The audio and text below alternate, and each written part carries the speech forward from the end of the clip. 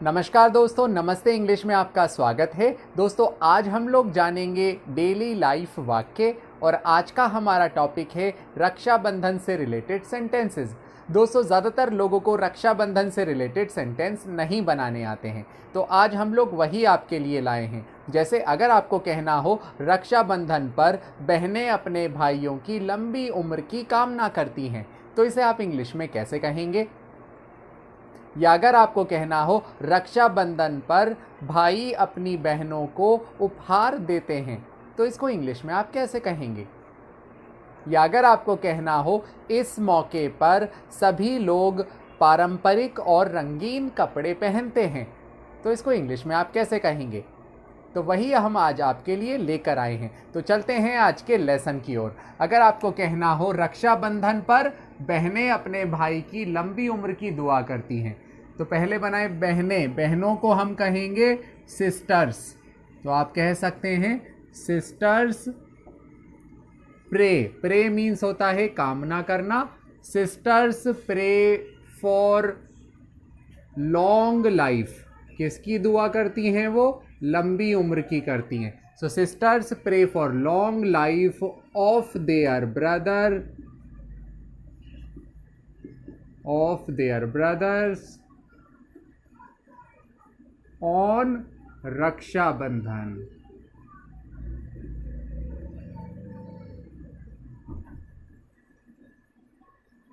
सो अगर कहना हो बहनें अपने भाइयों की लंबी उम्र की कामना करती हैं, तो ऐसे में हम कहेंगे सिस्टर प्रे। यहाँ सिस्टर्स यानी बहनें, प्रे मीन्स होता है कामना करना, फॉर लॉन्ग लाइफ। किसकी कामना करती हैं? लंबी उम्र। तो लंबी उम्र को हम कहेंगे long life of their brothers. Their brothers mean अपने भाइयों की। ऑन रक्षाबंधन, कब करती हैं? ऑन रक्षाबंधन यानी रक्षाबंधन पर। दूसरा, अगर आपको कहना हो रक्षाबंधन पर भाई अपनी बहनों को उपहार देते हैं, तो ये सेंटेंस होगा भाई अपनी बहनों को। तो भाई की इंग्लिश होगी ब्रदर्स गिव। गिव का मतलब होता है देना। So brothers give gift to their sisters on Rakshabandhan.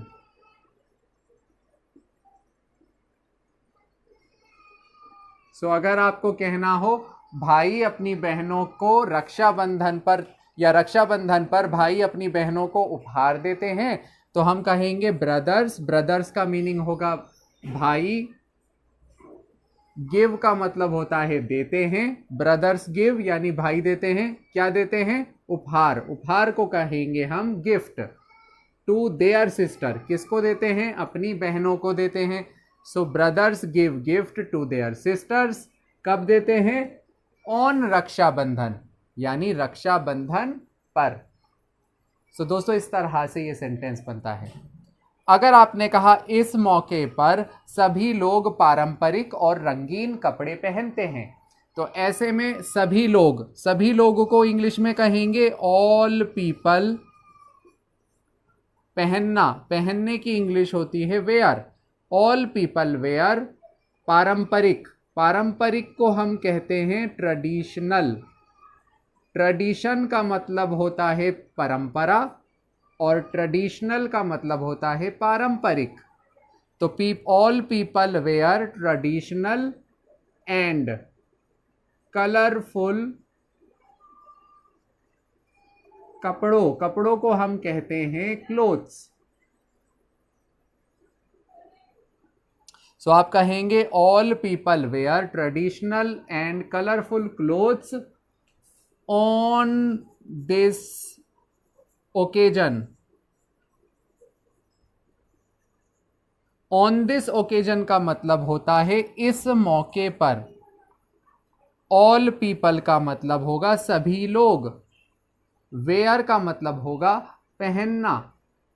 So all people where यानी सभी लोग पहनते हैं ट्रेडिशनल क्लोथ्स यानी पारंपरिक और को हम कहेंगे एंड।